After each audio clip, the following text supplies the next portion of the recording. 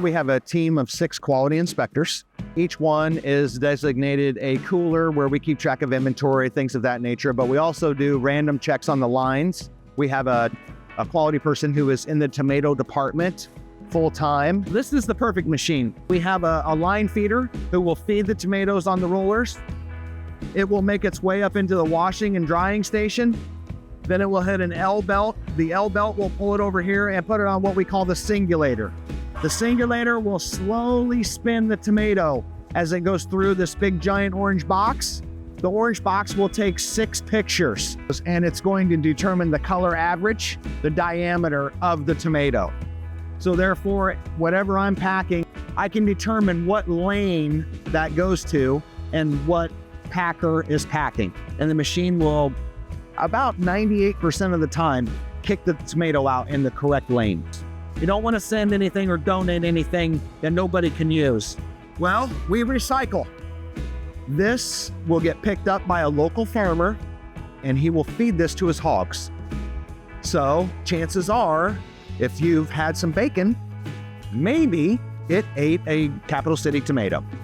So a lot of people's concerns when it comes to local grown is, well, what kind of cucumber am I going to get?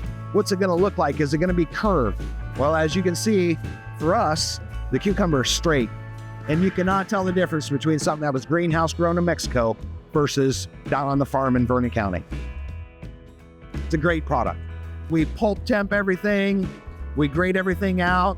We take a 1 out of 100 sample. So if we get 100 cases in, we check 1 from down in the pallet. If we find trouble, we check more. We also take bricks test of the watermelon, the local watermelon, when they come in the door so that we can know the sugar content. It's usually anywhere between 11 to 14. If you get up into the 14, it's very sweet. Not only do we inspect on the incoming, but we also inspect while it is housed in the cooler, while it's being held. Quality of the product dictates how it gets used. So if we have something that comes in that needs to move because of its shelf life, we move that first. All of our quality people are USDA trained.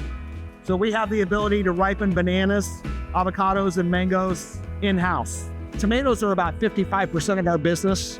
So the beauty of being family owned and being in business for 75 years is that we have a multitude of growers and partners. So at any given time, we will have several different lots of tomatoes that we can use to make sure the customer specs are met. All of our local growers pass GAP audits so that we can verify and have the traceability back to the farm, back to the field level. We do a mock recall, which we practice once a month.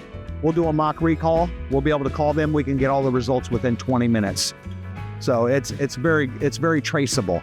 Internally, we do an inspection every month.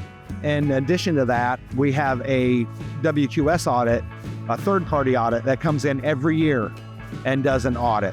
Over the last 2 years, we've averaged 99.5 on our audits. I think we had a perfect one a year before last, and then last year was 99, I think. We have an overnight cleaning staff that comes in, sanitizes all machines.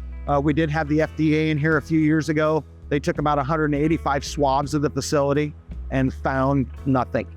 We're very proud of having a very food-safe facility.